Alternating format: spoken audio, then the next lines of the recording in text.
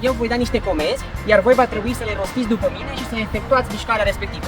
Sari în față. Sari în față. Sari în spate. Sari în spate. Sari la stânga. Sari la stânga. Sari la dreapta. Sari la dreapta. Sari la dreapta. Sari la dreapta. Sari în spate. Sari în spate. Sari în spate. Sari în spate. Sari în față. Sari în față. Sari în față. Sari în față. Sari în față. Sari în față. Sari la stânga. Sari la stânga. Sari în sus. Sari în sus. Sari în jos. Sari în jos. Sari în jos. Vom rosti aceleași comenzi, dar ele își vor schimba sensul. Noi vom spune sari în față, dar va fi nevoie să sărim în spate. Ok?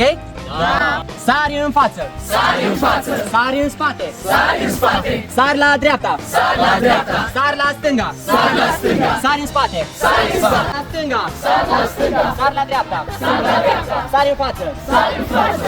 Sari în spate. Sari în spate. Sari în spate. Sari în spate. Sari în spate. Sari în spate. Mai sari o dată în spate.